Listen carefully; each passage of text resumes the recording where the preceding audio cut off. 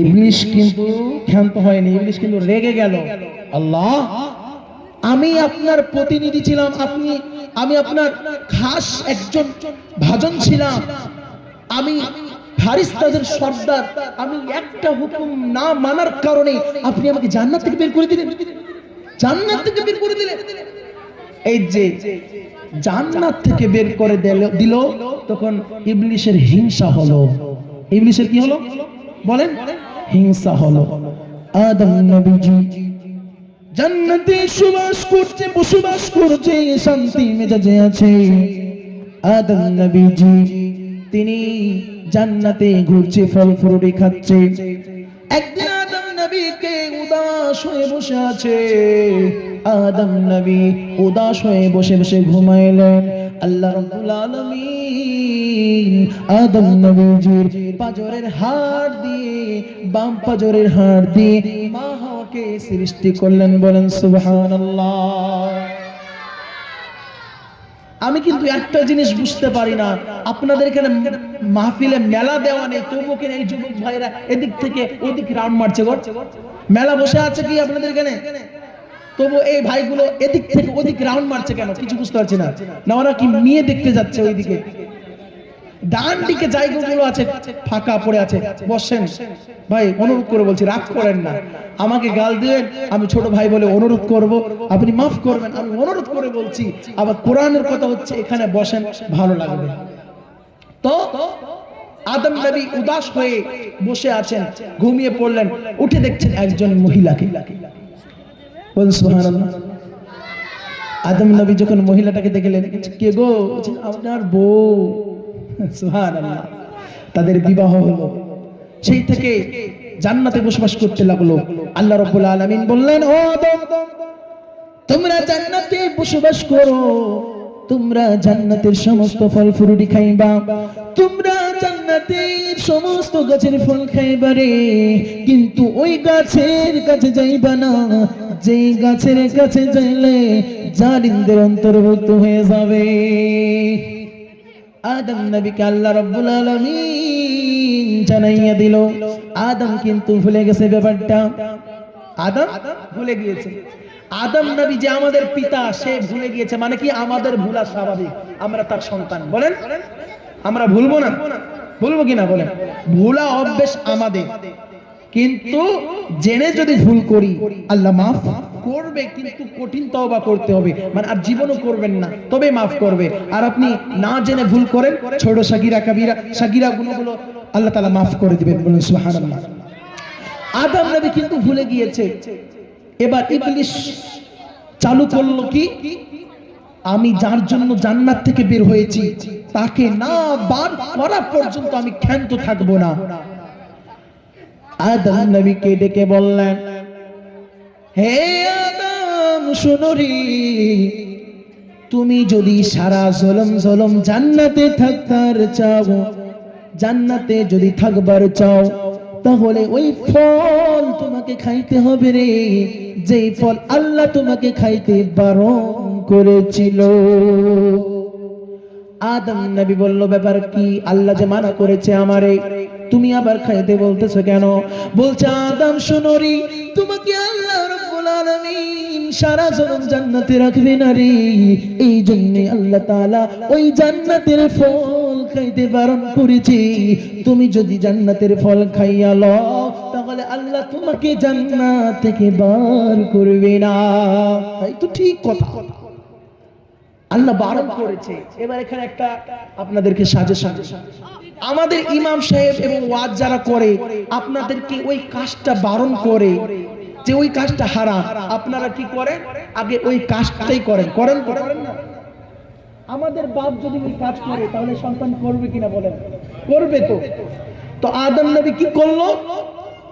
আল্লাহ যদি জান্নাত থেকে না বার করে, তো আমরা তো সারা জীবন জান্নাতে থাকবো, তাহলে ওই ফলটা খাই।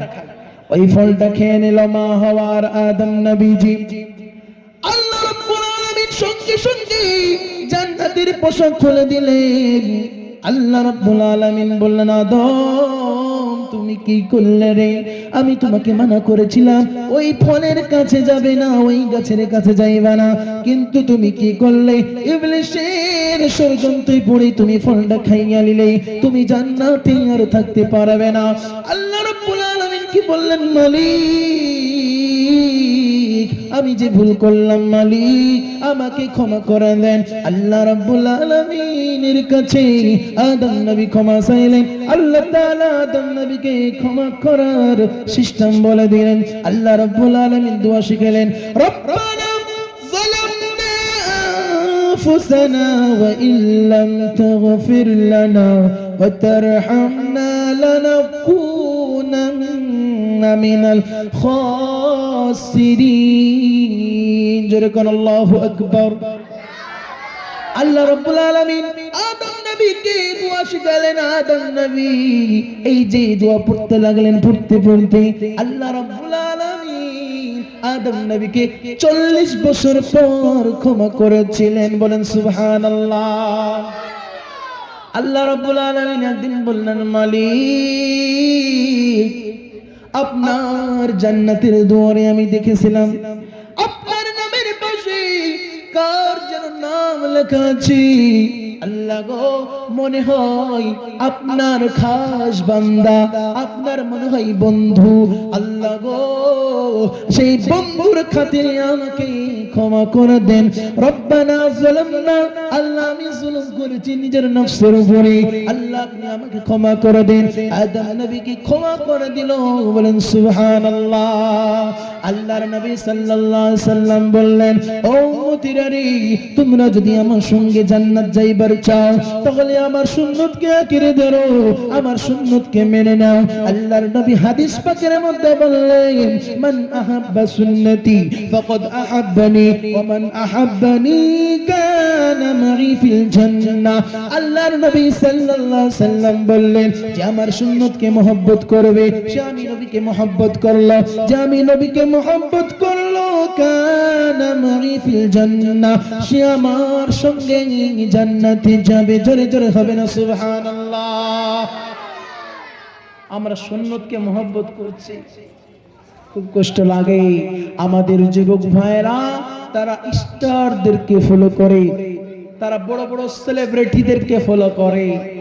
হ্যাঁ, কিছু একজন যুবক ভাই আমাদের অনেক দিন হয়ে গেল, দানিশ বলে একজন যুবক, সে মুসলমান, তার চুলের কাটিং ট্যাটু, মানে বুকে হাত পায়ে সব জায়গায় ট্যাটু আর ট্যাটু। একজন ভাই সোশ্যাল মিডিয়াতে তাকে নিয়ে মানে ভিডিও করে, সে দানিশকে ফলো করে। কিন্তু আমাদেরকে ফলো করা লাগবে আমাদের নবীকে, কিন্তু আমরা নবীকে ফলো করতে পারি নাই। এই জন্য আমাদের স্ট্যাটাস শেষ হয়ে যাচ্ছে। আমরা যদি নবীকে ফলো করতাম তাহলে আমরা মুসলমান জাতি কখনোই লাঞ্ছিত বঞ্চিত হতাম না। জোরে কোন সুবহানাল্লাহ। আজকে মুসলমান মার কেন খায় জানে? আমরা কোরআনকে মানতে পারি না, হাদিসকে মানতে পারি না। এই জন্যই আল্লাহ রাব্বুল আলামিন জালিম শাসক দিয়ে আমাদেরকে মার খাওয়ায়, কিন্তু কপাল পুরা মুসলমান বুঝতে পারে না। সমাধান পেতে হলে কোরআনের মাহফিলে বসতে হবে, সমাধান পেতে হলে কোরআনের আলোচনায় বসতে হবে, সমাধান পেতে হলে মসজিদের ইমাম সাহেবের কাছে আলোচনা শুনতে হবে, জানতে হবে, জ্ঞান অর্জন করা লাগবে। কিন্তু আমাদের জাতি সমাধান কোথায় পায়? চায়ের দোকানে। চাচা চায়ের দোকানে বিড়ি টান মারে, চা পান করে, আর ইমাম সাহেবের গীবত করে। কথা কোন ঠিক কিনা? এই তোমরা করো, তোমরা ঠিক বলছো, আমাদের চাচারা করছে, তার তোমরা ঠিক কিনা বলছে না। বুঝতে পারছো না? রাগ করছেন বাবারে আমার, রাগ করবেন না, আপনাদের কথা বলছি না, আমার খুদ মসজিদের মুসল্লির কথা বলছি। আমার মসজিদের মুসল্লিরা কি করে জানেন? হক কথা বলবো, আল্লাহর কসম করে বলি, আমি হক কথা আমার মসজিদের মুসল্লিদেরকে বলি। তোমার মসজিদের দরকার নেই, আল্লাহর ঘর যেখানে থাকবে সেখানে নামাজ কায়েম করব, নামাজ পড়বো, আমার চাকরি থাক না থাক সমস্যা নাই। তোমরা তাস খেলবা, তাসের আড্ডা থেকে আবার মসজিদে আসবা, আবার আল্লাহর গোলামি করে তাসের আড্ডায় বসবা, তাহলে তোমার দাম কোথায় থাকলো বল? আমার মুসল্লি কি করে? কিছু কিছু মুসল্লি, সবাই না, কিছু কিছু মুসল্লি তারা তাসের আড্ডায় বসে আর হুজুরকে বলছে, আমাকে এসে বলছে হুজুর সালাতুত তাসবিহ নামাজ পড়বো। আরে গোলাম, আরে নাফরমান বান্দা, তোমারে বলতেছি তুমি তাসের আড্ডায় বসে তাস খেলো আর তুমি সালাতুত তাসবিহ নামাজ পড়বা, তাহলে আল্লাহ তাআলা তোমার গুনাহ কি মাফ করবে? সেই ব্যক্তিটা আবার দেখছি তাসের আড্ডায় সালাতুত তাসবিহ নামাজ পড়ে, আবার দেখছি তাসের আড্ডায়। তাহলে বলেন নামাজ আমাদেরকে খারাপ কাজ থেকে বিরত রাখতে পারছে? সমাধান আমরা খুঁজতে জানি না। সমাধান চাও যদি জীবনে মরণে, ফিরে চাও খুঁজে নাও চোখ রাখো কোরআনে। সমাধান চাও যদি জীবনে মরণে, ফিরে চাও খুঁজে নাও চোখ রাখো কোরআনে। তবেই পাবে সুখ শান্তির ঠিকানা, তবেই পাবে সুখ শান্তির ঠিকানা, যদি মেনে নাও তুমি মনে প্রাণে সমাধান। আমার সঙ্গে সঙ্গে বলতে পারবেন আপনারা? এই বলতে পারবে বাচ্চারা? বলো। সমাধান চাও যদি জীবনে মরণে, ফিরে চাও খুঁজে নাও চোখ রাখো কোরআনে। জোরে। সমাধান চাও যদি জীবনে মরণে, ফিরে চাও খুঁজে নাও চোখ রাখো কোরআনে। সমাধান চাও যদি জীবনে মরণে, ফিরে চাও খুঁজে নাও চোখ রাখো কোরআনে। এই তো চির অমনার চির মুক্তির ডাক, এ যে মহাবাণী খোদারি কালামে পাক। কার কালাম? তোমরা চুপ করো, এবার আমার চাচাদেরকে জিজ্ঞাসা করো কার কালাম? চুপ কেন ভাই? বলেন, জোরে বলেন, কার কালাম? আল্লাহর কালাম। জোরে আওয়াজ হচ্ছে না কেন? খিদা লেগেছে? খাবার দিতে বলবো নাকি? বলেন কার কালাম? আরো জোরে, কার কালাম? আল্লাহর কালামকে নিয়ে বিধর্মীরা কুটুক্তি করছে, আল্লাহর কালামকে জ্বালিয়ে দিবে। আল্লাহর কসম করে বলি, হাফেজ কোরআন দুনিয়াতে যতদিন থেকে টিকে থাকবে, কিয়ামত অবধি কোরআনকে জ্বালাতে পারবেন না। কথা কোন ঠিক কি না? সুবহানাল্লাহ। আপনাদের এই যে পলাশী নদিয়া জেলার কি ধর্মঘাটা নাকি ঘাটা বলে একটা ঘাটা বলে একটা জায়গা আছে, ওয়াসিম সরকার কোরআনকে নিয়ে অপমাননা করেছেন। আপনারা শুনেছেন? জোরে বলেন, শুনেছেন? আপনাদের কি কষ্ট হয় বলতে? শুনেছেন কিনা বলেন? ওয়াসিম সরকার বলছে কোরআন মানুষকে মারতে বলে, কোরআন মানবতার বার্তা দেয় না, কোরআন মানুষকে ধরে ধরে কতল করতে বলেছে। কিন্তু ওই মুখখোর গবরখোর ওয়াসিম সরকারকে নদিয়ার মাটি থেকে বলে যায় কোরআন মানবতার বার্তা দেয়। গোবর খেয়ে খেয়ে মাথা নষ্ট হয়ে গেছে, মাথা খারাপ হয়ে গিয়েছে। ওয়াসিম সরকার গবরখোর, তুই কোরআনের মানবতার বার্তা খুঁজে পাস না। এবার আপনাদের কাছে প্রশ্ন, কোরআনের এক একটা আয়াত নাযিল হয় কিসের জন্য ভাই? যে এখানে একটু জমায়েত হয়ে আছেন, ওই যে খালি জায়গা আছে পূরণ করো। আমার থেকে বড় বড় বক্তারা আসবে, তাফসীর করবে, আপনারা বসেন, দেখে ভালো লাগবে। আসেন, আই যুবক ভাইরা আসেন, আসেন, আসেন। এই যে ডাকছি, অনুরোধ করছি মালদা থেকে এসে আসেন, আসেন। আপনারা কোথায় যাবেন ভাই? পালিয়ে যাচ্ছেন কেন?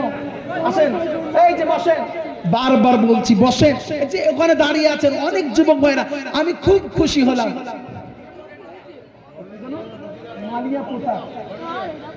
শোনো শোনো মালিয়া পুতবাসী, শোনো দিয়া মোহ, ভালো লাগলো আপনাদের মাহফিল আয়োজন হয় রে, ভালো লাগলো আপনাদের মাহফিল আয়োজন। এই গজলটা বলবো, শেষ হতে না হতে একজনে কেউ দাঁড়িয়ে যেন না দেখি, অনুরোধ করছি।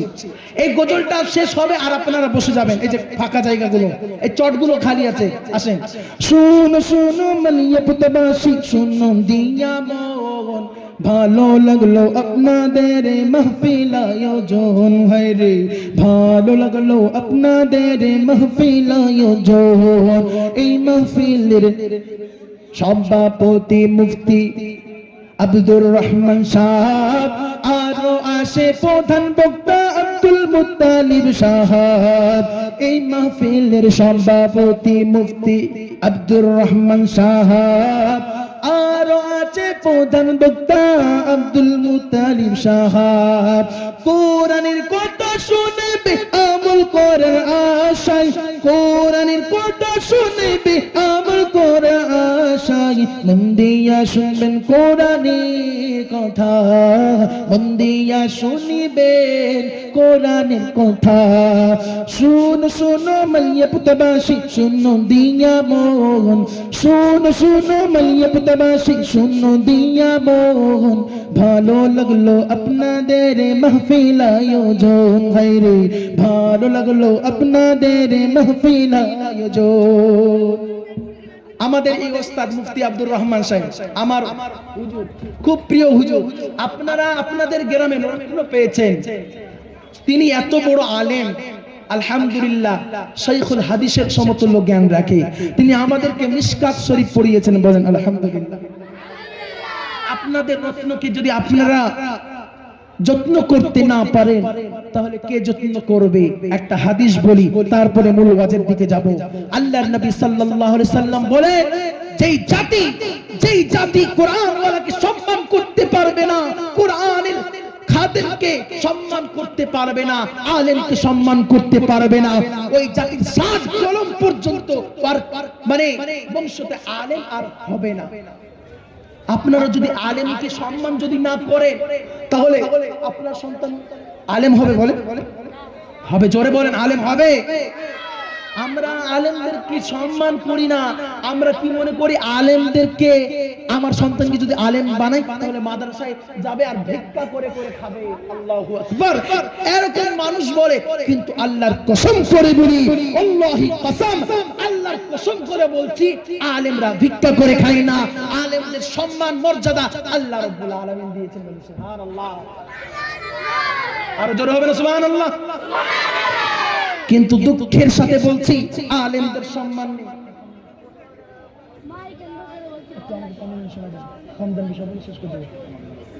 বন্ধু আমার, আলেমদেরকে সম্মান দিতে হবে। তা আমরা আলেমদের সম্মান দেব ইনশাআল্লাহ। এবার আসেন, আমার ওয়াজ শেষের দিকে নিয়ে যাচ্ছি। সামনে কি আসছে বলেন? সামনে লাইলাতুল বারাত। পেছনে যারা দাঁড়িয়ে আছেন সামনে আগিয়ে বসে, বা যারা আসেন একটু আগে আগে চলে আসে। এই সাইডে সব ফাঁকা কেন? এদিকে তো অনেক মানুষ বসতে পারবে, দেখা যাচ্ছে তো বক্তাকে। একটু এদিকে এসে বসি না ভাই, দাঁড়িয়ে না থেকে বসে যায়। এই সাইডে অনেকজনকে দেখছি দাঁড়িয়ে আছেন, বসে যায়, অনেক জায়গা রয়েছে এদিকে। আলহামদুলিল্লাহ, এদিক থেকে তো দেখা যাচ্ছে বক্তাকে, অসুবিধা নেই। যারা আছেন এদিকে একটু সরে সরে বসুন, আগে আসুন। পিছনে ভাই জানারা দাঁড়িয়ে আছেন আগে চলে আসুন, এসে বসে পড়ুন। কমিটির ভাইরা একটু ভাই জানারা দাঁড়িয়ে আছেন এদেরকে বসিয়ে নেন দায়িত্ব নিয়ে। আল্লাহর নবী সাল্লাল্লাহু আলাইহি সাল্লাম বলেন, লাইলাতুন নিসফি মিন শাবান, লাইলাতুন নিসফি মিন শাবান, শাবান মাসের মধ্য রজনী। বলেন, শাবান মাসে মধ্য রজনী। এখন কিছু কিছু দলের মানুষ বলবে এই শবে বারাত বেদাত, শবে বারাতে কোনো মূল হাদিস নেই, কোরআনের দ্বারা হাদিসের দ্বারা প্রমাণ নেই।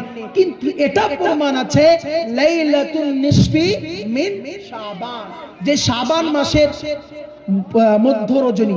আল্লাহ তাআলা, আল্লাহর নবী সাল্লাল্লাহু আলাইহি ওয়াসাল্লাম বলেন যে মধ্যম রজনীতে আল্লাহ তাআলা প্রথম আসমানে সৃষ্টিদেরকে দৃষ্টি করে আর সমস্ত মানুষকে ক্ষমা করে দেয়, শুধু যারা হিংসা বিদ্বেষ ছড়ায়, যারা শিরকি করে তাদের ছাড়া। সুবহানাল্লাহ। আল্লাহ রাব্বুল আলামিন বললেন যে শাবান মাসে, আল্লাহ নবী বলেন শাবান মাসে আল্লাহ তাআলা প্রধান রজনীতে আসমানে নামে আর সমস্ত মানুষকে ক্ষমা করে, যাদের হিংসা নেই, যাদের বিদ্বেষ নেই, যারা শিরকি গুনাহ করে না তাদেরকে মাফ করে। তারা ছাড়া যারা বিদ্বেষ ছড়ায়, যারা শিরকি গুনাহ করে, শিরকটা কি আপনারা জানেন? তো আমি আর শিরকি বুঝাবো না। শিরক জানেন কিনা? এই জোরে বলেন, জানেন কিনা? শিরক হচ্ছে আল্লাহর সঙ্গে শিরক করা। এবার আসেন, আমি কোরআনের আয়াত বলছি। شهر رمضان الذي أنزل فيه القرآن جركن الله أكبر আল্লাহ রাব্বুল আলামিন কালাম পাকের মধ্যে বললেন, রমজান সেই মাস, রমজান সেই মাস যেই মাসে কোরআন নাযিল হয়েছে বন্ধু, যেই মাসে আল্লাহ রাব্বুল আলামিন কোরআনকে নাজিল করেছে, যে মাসে আল্লাহর নবী সাল্লাল্লাহু আলাইহি সাল্লামের কোরআন নাজিল উপরে কোরআন নাজিল হয়েছে। আল্লাহ রাব্বুল আলামিন বললেন এই যে রমজান মাসে কোরআন নাজিল হয়েছে, আর এই মাসটা হচ্ছে হিদায়াতপূর্ণ মাস। এই মাসে তোমাদের সামনে যদি এই মাসে রোজা আসে তাহলে তোমরা রোজা রাখবে। আল্লাহ রাব্বুল আলামিন অন্য আয়াতে বললেন ইয়া আইয়ুহাল্লাযীনা আমানু কুতিবা আলাইকুমুস সিয়ামু কামা কুতিবা আলাল্লাযীনা মিন ক্বাবলিকুম লাআল্লাকুম তাত্তাকুন। জোরে আল্লাহু আকবার। আল্লাহ রাব্বুল আলামিন বললেন ইয়া আইয়ুহাল্লাযীনা আমানু, হে ঈমানদার শুনো, তোমরা শুনো। ইয়া আইয়ুহাল্লাযীনা আমানু কুতিবা আলাইকুমুস সিয়াম, রোজা তোমাদের জন্য ফরজ করা হয়েছে। আর তোমরা যদি রমজান মাসে রোজা রাখো তাহলে তোমরা পরেজগার মুত্তাকিন হবা, তোমরা পরেজগার হয়ে যাবে আর তোমরা তাকওয়া অর্জন করতে পারবে। আমরা রমজান মাসে রোজা রাখবো। জোরে কোন আল্লাহু আকবার। রোজা রাখবেন তো ইনশাআল্লাহ? তাকওয়া যে অবলম্বন করতে চায়, তাকওয়া যে হাসিল করতে চায় তারা রোজা রাখবে। কিন্তু যারা সিগারেট বিড়ি টানবে তারা ইবলিসের খালাতো ভাই। কি বলেন? ফরজকে এড়িয়ে বিড়ি টানবে, সিগারেট টানবে, তারা ইবলিসের সঙ্গী হবে। আল্লাহ রাব্বুল আলামিন আমাদের জন্য 5টা জিনিসকে ফরজ করেছে। 5টা জিনিসের মধ্যে আমরা সকলেই জানি কালমা, নামাজ, রোজা, হজ, যাকাত। কিন্তু সাধারণ মানুষ যারা আছে তাদের জন্য ঈমান মানে কালমা, নামাজ, রোজা, হজ, যাকাত হচ্ছে যারা ধনী ব্যক্তি তাদের জন্য। জোরে কোন আল্লাহু আকবার। গরিব মানুষরা মনে করে আমরা তো রোজা, নামাজ, ঈমান তো নিয়ে এসেছি কিন্তু হজ, যাকাত আদায় করতে পারি না। কিন্তু অসুবিধা নেই, যারা মাল দাতা, যারা ধনী ব্যক্তি, তারা তাদের মাল থাকার সত্ত্বেও যদি রমজান মাল থাকার সত্ত্বেও যদি তারা হজ আর যাকাত না পালন করে তাহলে আল্লাহর না শুকরি বান্দাদের মধ্যে গণ্য হবে। রমজান মাসে রোজা রাখার পর গরিব মিসকিনদের দান করবেন, আল্লাহ রাব্বুল আলামিন আপনার মাল আরো বাড়াইয়া দিবে, আল্লাহর শুকরিয়া আদায় করবেন। আল্লাহ রাব্বুল আলামিন কালাম পাকের মধ্যে বললেন লা ইন শাকারতুম লা আযীদান্নাকুম ওয়া লা ইন কাফারতুম ইন্না আযাবি লাশাদীদ। জোরে কোন আল্লাহু আকবার। আল্লাহ রাব্বুল আলামিন বললেন যে আমার শুকরিয়া আদায় করবে আমি আল্লাহ রাব্বুল আলামিন তার নিয়ামত বাড়িয়ে দিব, আর যে আমার নাফরমানি করবে ইন্না আযাবি লাশাদীদ, আমি আল্লাহ রাব্বুল আলামিন তাকে সত্যম আযাবের মধ্যে গ্রেফতার করব। রমজান মাস তাহলে আমাদের জন্য রহমত মাগফিরাতের মাস। কোন সুবহানাল্লাহ।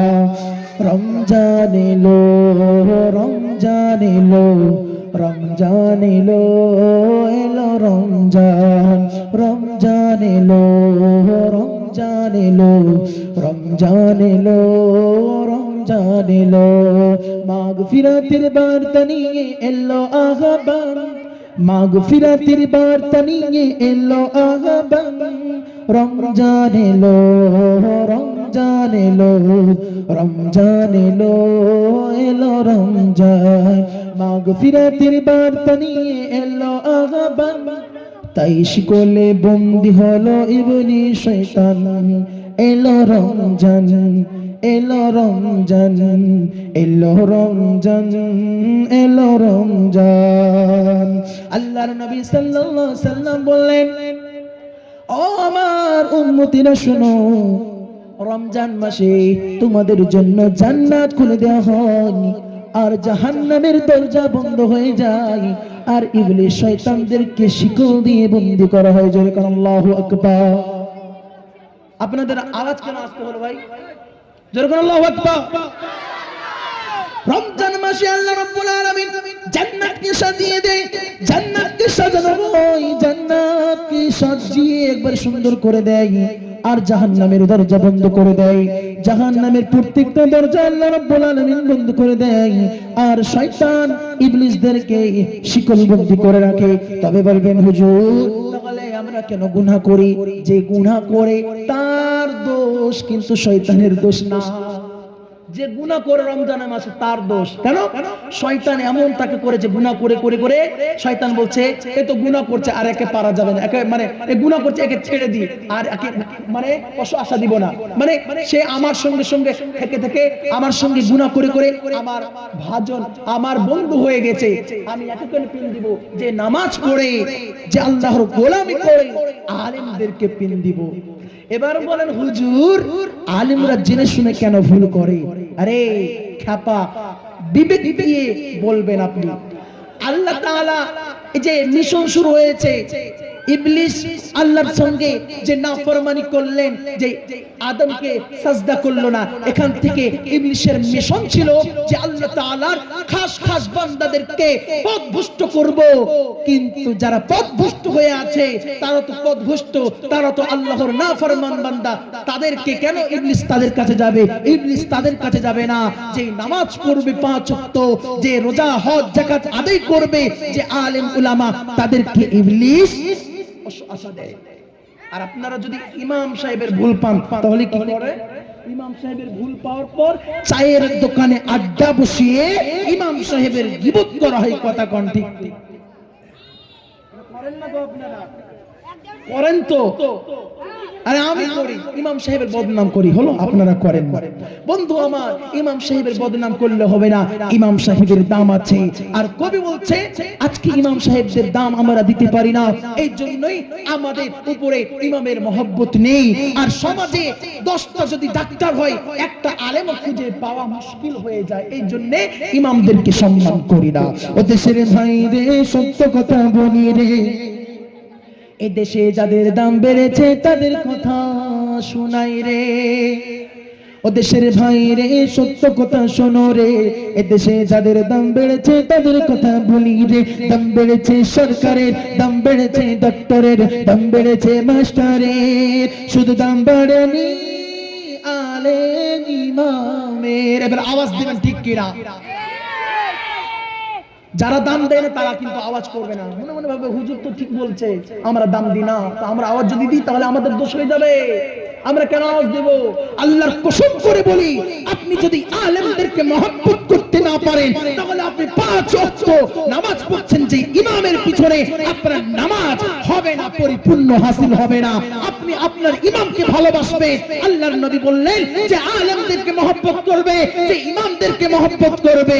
আর আপনি ইমামকে মহব্বত করছেন না, ইমামের গীবত গান, আবার নামাজের কাতারে ইমাম সাহেবের পিছনে চুপি চুপি নামাজ পড়ে, আপনার নামাজ কিন্তু হবে না। হাদিস আপনি জেনে নেন, আমাদের ওস্তাদ আছে, ওস্তাদের কাছে জানেন যে ইমামকে আপনি ভালোবাসছেন না, আপনি ইমামের কটূক্তি করছেন, বদনাম করছেন, ইমামের সঙ্গে আপনার একটা বিদ্বেষ, আপনার ইমামের পিছনে নামাজ পড়তে ভালো লাগে না, তবুও আপনি আপনার খাতিরে নামাজ আদায় করছেন, আপনার এই নামাজটা কিন্তু সম্পূর্ণ আদায় হবে না। তাই বলছি আলেমদেরকে মহব্বত করতে হবে, আলেমদের মর্যাদা দিতে হবে। আপনারা তো পারবেন না আলেমদের মর্যাদা, কিন্তু আল্লাহ তাআলা দেন। সুবহানাল্লাহ। আলেমদের কেমন মর্যাদা? আলেমদের প্রথম ঘাটিতেই মর্যাদা, বলেন সুবহানাল্লাহ। যখন বাচ্চা জন্মগ্রহণ করে, হয়তো আপনাদের যাদের জানা আছে তারা আজান দেয়, কিংবা আলেম কিংবা মসজিদের ইমামদেরকে ডেকে আজান দেওয়া করাই, বলেন সুবহানাল্লাহ। এটা প্রথম যখন বাচ্চা হয়। এবার বিবাহ করাই যখন আলেমদেরকে ডেকে, মৃত্যু যখন হয় আলেমদেরকে ডেকে, মানে 3টা ঘাটি, মেন ঘাটি, আর 3টা ঘাটিদেরকে আলেমদেরকে ডাকেন। কিন্তু আলেমদের পিছনে লাগার মানুষ অনেক আছে, আপনারা চিন্তা করেন না, আপনাদের ব্যবস্থা কবরে রাখা আছে। আল্লাহ নবী সাল্লাল্লাহু আলাইহি ওয়াসাল্লাম বলছেন যে 5 নম্বর ব্যক্তি হয়ে যাবে, 5 নম্বর ব্যক্তিটা ওই ব্যক্তি যে আলেমদের কটূক্তি করবে, আলেমদের বদনাম করবে, আলেমদেরকে সম্মান দেবে না, আলেমদেরকে ভালোবাসবে না, সে ধ্বংস। কথা ঠিক কিনা? আলেমদের সঙ্গে মিল মহব্বত করে থাকতে হবে, তবে আপনি কোরআন হাদিস বুঝতে পারবেন। আমি কি ভুল বলছি চাচা আমার? আমি কি ভুল বলছি? বলেন, যদি ভুল বলি তাহলে এই কথা বলবো না। ভুল বলছি? জোরে বলেন, ভুল বলছি? আপনারা আওয়াজ দিলে কি করে হবে? ওই চাচারা তো আওয়াজ দিচ্ছে না আমার সঙ্গে, মনে মনে রাগ করছে। এই বক্তাটা একবারে চলে এসছে কোথায় থেকে আমাদের নামে বলছে। বন্ধু আমার, এবার আপনাদের নামে বলবো না, এবার সমাজের কিছু 2-1 মিনিট কথা তুলি। সমাজে যখন বিয়ে হয় আপনাদের এখানে ডিজে নিয়ে আসে, এ জোরে বলবেন ডিজে নিয়ে আসে কিনা? সমাজে বিবাহ হয় ডিজে নিয়ে আসে, আপনাদের এখানে নিয়ে আসে কিনা জানি না। আমার ওখানে আমার কিছুদিন আগে বিবাহ হলো, আমার মসজিদের পাশের পুরো একবারে পাশের মসজিদ এখানে, আর 50 মিটার মনে হয় দূর হবে, মানে এ পাড়া থেকে, মানে এখানে মসজিদ আমার আর ওই মসজিদের কাছে তাদের বাড়ি। এত জোরে ডিজে বাজাচ্ছে আর হিজড়াদেরকে নিয়ে এসে নাচ করাচ্ছে আর হলুদ মাখামাখি করছে, মানে রং মাখামাখি করছে, আর পুরো রাস্তায় ব্যান্ড বাজাচ্ছে আর নাচছে। কি খেয়ে জানেন? কি খেয়ে? কি খেয়ে না? এই ভাইরা বুঝতে পারে তোমাদের এখানে হয় না? আলহামদুলিল্লাহ বলো, বলো আলহামদুলিল্লাহ। যেখানে এই কাজ হবে আল্লাহর নবী সাল্লাল্লাহু আলাইহি সাল্লাম বলছেন, লানত লানত তাদের উপরে যারা শয়তানের প্রকাশ্যে কাজ করে। আপনাদের এখানে হয় না? জানটা একবার ভরে গেল আপনাদের এই পাড়ার নাম শুনে, বলেন সুবহানাল্লাহ। আল্লাহ কবুল করুক আপনাদেরকে, আল্লাহ কবুল করুক। আমি ইরাদা করেছি, আমি ওই পাঁচতুপি কান্দির সাইডে আমি ইমামতি করেছি, আমি ওখানে ঢুকেই দেখেছি যে এই মিশনটা আমি চালিয়ে যাব। আর এখানে আমি পুরো জোর দিয়ে এই তাসখোর মদখোর এই ভণ্ডদেরকে বাতিলদেরকে উৎখাত করে ছাড়াবো। বলেন আল্লাহু আকবার। আমাদের বক্তা সাহেব চলেছেন, বলেন নারে তাকবীর, নারে তাকবীর। বাংলার ভাইরাল বক্তা আমার প্রিয় ভাজান মুফতি মুখলেসুর রহমান শুধু আপনাদের নদিয়ার মাটিতে নয়, বাংলাদেশ, ত্রিপুরা, আসাম, মেঘালয় এবং কি বাংলাদেশের অনেক প্রোগ্রাম ক্যান্সেল করে আপনাদের এখানে আসে। বলেন সুবহানাল্লাহ। আর 2 মিনিট সময় নেব, গজল বলে শেষ করে দেব। শুনবেন তো? শুনবেন তো? তো আমি যে কথা বলছিলাম, এই যে মদ জুয়া এই বিয়ে বাড়িতে এগুলো আমরা করব না, আমরা ইরাদা করি এগুলো আমাদের কাজ নয়, এলা হচ্ছে শয়তানের কাজ, আর এগুলো থেকে আমরা বিরত থাকবো ইনশাআল্লাহ। যে গজলটি পড়বো সেই গজলটি হচ্ছে নামাজের গজল। আমরা নামাজ পড়বো ইনশাআল্লাহ। নামাজের গজল শুনবেন না মরণের গজল শুনবেন ভাই? আচ্ছা, নামাজের গজল শোনাবো না আজকে, আমি মরণের গজল শোনাবো আপনাদেরকে। বন্ধু আবার মরণের গজল শুনে। একদিন আমার নাম হবে লাশ, একদিন আমার নাম হবে লাশ, একদিন আমার নাম হবে লাশ, একদিন আমার নাম হবে লাশ। সাদা কাফন পড়বে দেগো, রবে না আর আপন কে গো, সাদা কাফন পড়বে দেগো, রবে না আর আপন কে গো, বন্ধ হবে রে নিঃশ্বাস। একদিন আমার নাম হবে লাশ, একদিন আমার নাম হবে লাশ, একদিন আমার নাম হবে লাশ, একদিন আমার নাম হবে লাশ। মসজিদে এলান হবে, একে একে জানবি সবে, সকলে আসবে আমার বাড়ি। শেষ দেখা দেখবে সজন, দেখে আমায় ভিজবে নয়ন, শেষ হবে মিছে জমিদারি। মসজিদে এলান হবে, একে একে জানবি সবে, সকলে আসবে আমার বাড়ি। শেষ দেখা দেখবে সজন, দেখে আমায় ভিজবে নয়ন, শেষ হবে মিছে জমিদারি। বড়ই পাতা গরম পানি আনবে কেউ আতর দানি, বড়ই পাতা গরম পানি আনবে কেউ আতর দানি, কেউ গিয়ে কাটবে ঝাড়ির বাস। একদিন আমার নাম হবে লাশ, একদিন আমার নাম হবে লাশ। আপনাদের কাছে অনুরোধ, আমার জন্য দোয়া করবেন, আর খাস করে আমার পিতামাতার জন্য দোয়া করবেন। আমি ছোট্টবেলায় আমার মা বাবাকে হারিয়েছি, আল্লাহ তাআলা যেন তাদেরকে জান্নাতবাসী করেন। বলেন আমিন। আসসালামু আলাইকুম ওয়া রাহমাতুল্লাহি ওয়া বারাকাতুহু। শেষে আরেকটা কথা, আমার ইসলামিক ওয়াজ এবং গজল পাবেন